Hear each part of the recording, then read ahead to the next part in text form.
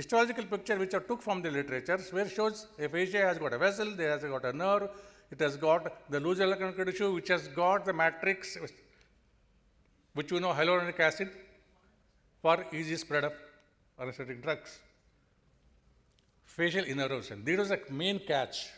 The main catch was, earlier it was thought that fascia is not having any nerve supply, but later on, now polymodal, unmyelinated nerve fibers have been known to exist in fascia. Not only that, they will respond to mechanical, thermal, and chemical stimuli. Means pain because of inflammation, pain because of injury, pain because of any other thing, they can respond. Means fascia, if you block it, you can block then also.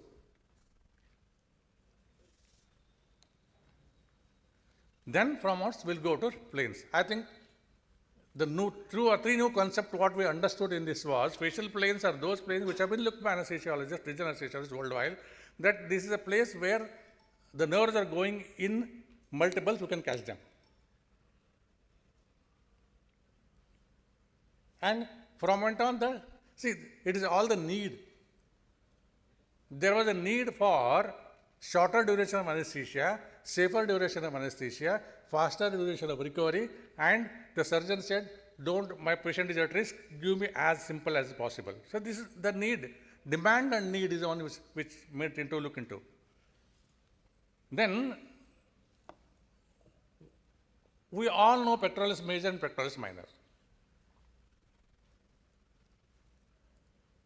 We also know that there is the fascia which covers the pectoralis minor, which goes as pectoral fascia, and laterally it goes into the axillary fascia. We also know that.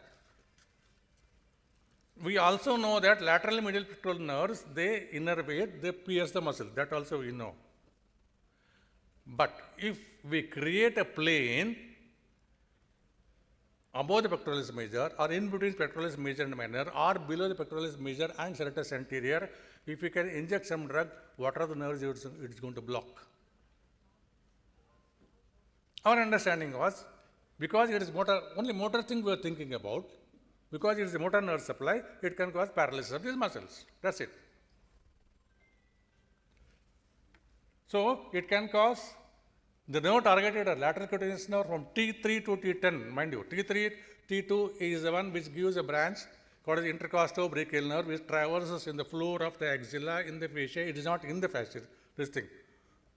So, if we want to target intercostobrachial nerve, then it has to be something like this. If you go for axillary blocks, you may not, the intercostobrachial nerve gets escaped. So, this PEC 1 and PEC 2 is the word they use, but now the new terminology used was interpectoral and ceratopectoral planes. No, it is the same pectoralis minor, pectoralis major, same serratus anterior. Should you not be looking into that? Is my question.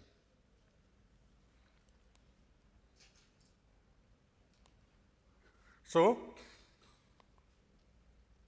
lateral pectoral nerve gives rise to one or two articular branches. Well, I'll tell you an interesting thing. My anesthetist friend asked me, sir, there is a shoulder girdle pain, and a person is having pain in the acromioclavicular joint. Now, does lateral pectoral nerve gives branches to this joint? I want to give a PEC 1 block, so will it give? Or if the person is having shoulder pain also, will it give? I said, see, either books I have not read, but technically it may be yes, because there is something called as Hilton's law. The Hilton's law says that anything muscle that crosses that joint will supply the joint also, will supply the muscle also. So if you apply that jaw, it must work. But the research says that articular branches do come from this branch. Means it is for us to look and relook and relook. That's what we call rediscover, no? This is a beautiful picture I took from NYSORA. NYSORA stands for New York School of Regional Anesthesia. Beautiful videos are there. Look at the concept of fascia, pectoral fascia, which I have been studying till now. Now, this concept is where they are trying to block this so that they will block the nerves. Now this is a picture. Now I showed you ultrasound. Understanding ultrasound for us not difficult at all. Only thing is you have to go and sit there. What is the difference between normal picture and ultrasound is a sectorial, sectional, dynamic anatomy. Why I say dynamic? The more you press the producer, the transducer, the image is different. You take it away, the transducer is different. If you move it up on the image is different. If you move it down, the image is different. And it is a black and white picture. For us to understand this is not difficult at all. Now, in this you can easily make out where is the rib, where is pectoralis major, where is the pectoralis minor. And I will show you. And this is where the probes are put. And I will reorient now. This is the ultrasound picture. I will come back to anatomy on this.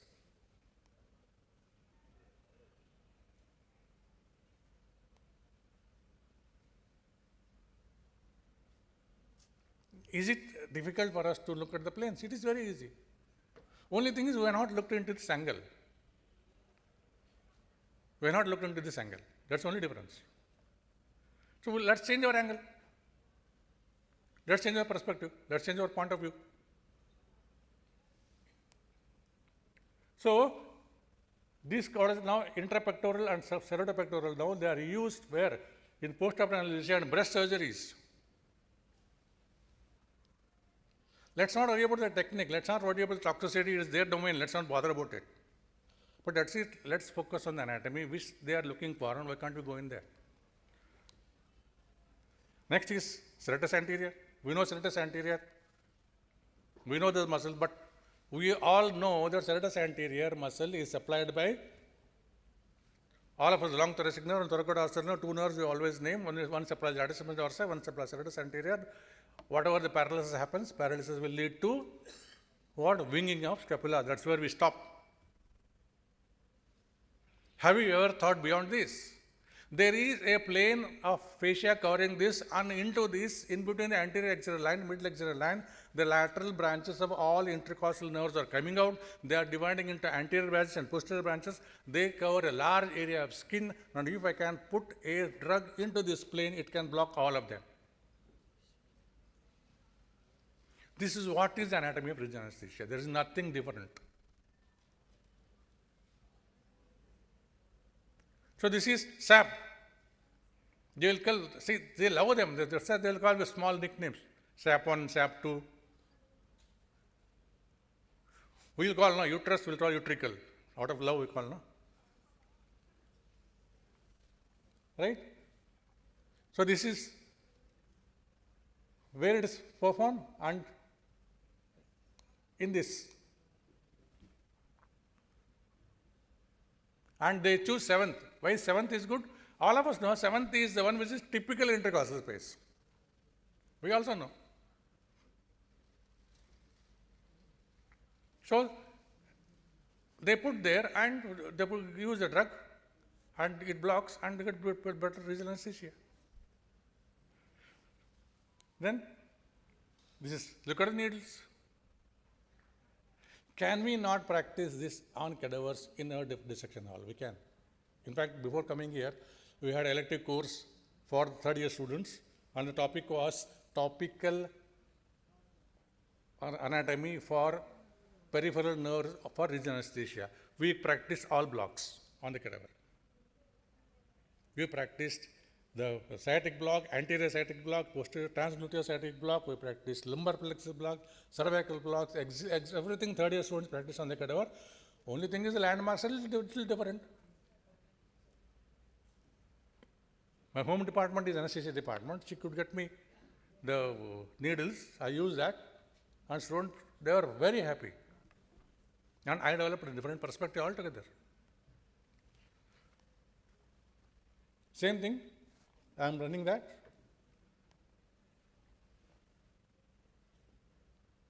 My question to all my friends here is, can we not develop this angle? It is very easy, especially the youngsters, because this is the need of the hour. We have to change. We have to change our outlook.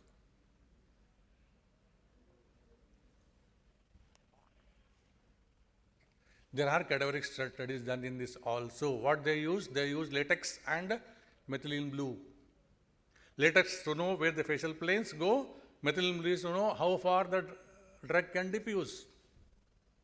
Only cadaver what they use is fresh cadavers or Thiel's embalming cadavers. We may have to do away with formalin, and we'll have to start looking very seriously into how we can do away with formalin. And nowadays, having a cold room for preserving cadaver is not that costly at all. We actually had worked out the quotations, everything. It came up to 10 lakhs or so, where we can preserve 8 bodies perfectly well. They are all things unpracticed.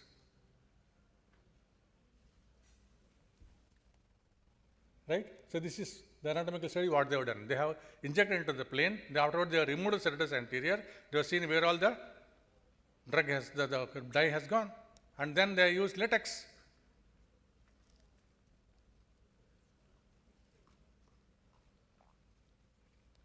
It's a purely anatomy study, Okay? So, what does researchers say? Our results suggest that serratus plenier blocks the mediated through blockade of lateral cutaneous branches of the intercostal nerves.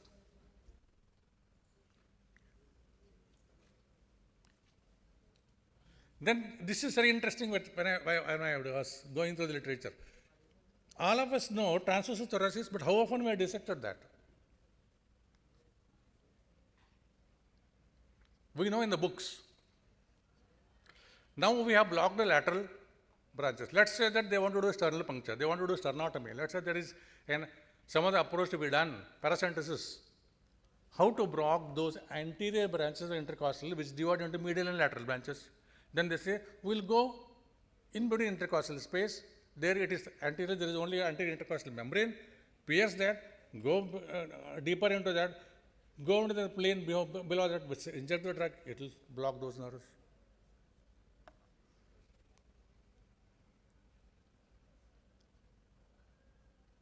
Those lines will show.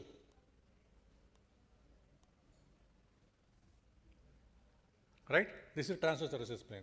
Then comes where it is used for midline sternotomy, sternal fracture, and pericardiocentesis. SAP has been used for rib fracture also.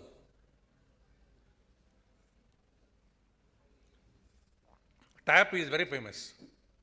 Transverse abdominis plane. All of us know. There is a neurovascular plane which runs between the second and third layer of the body wall musculature. And in this, these are the nerves going to be blocked. What is the idea here? Put the drug here. How to find out? Ultrasound. Interestingly, one day, my missus asked me a question. Can you tell me how long from the midline, mid-axillary line, the external oblique muscle tendon will start? How many centimeters? I said, it never occurred to me. No, she said, when I am doing ultrasound, I am going from lateral to medial, we'll come to know that the muscle disappears. I want to know what exactly is the place. I said, if this is your requirement, we'll try to study.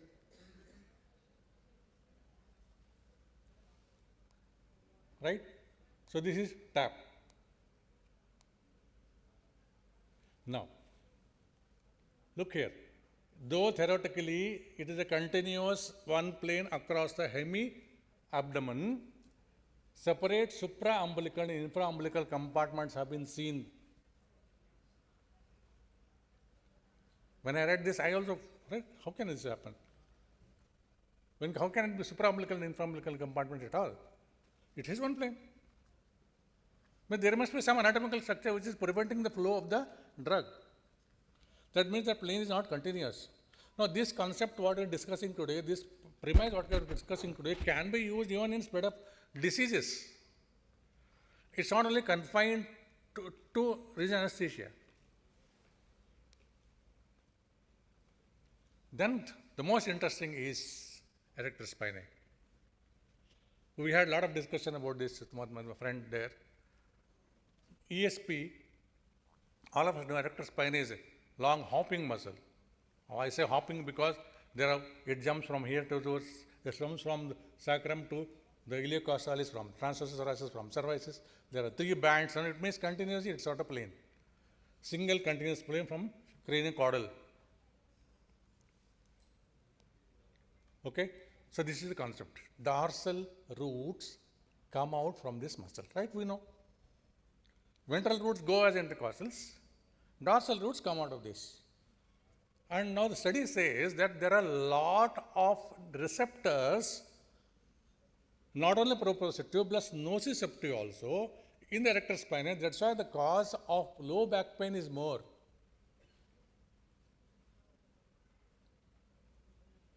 And if we can block this, it can be used for as a pain management also. Now, what is the idea thought here is? Now, the premise is very simple.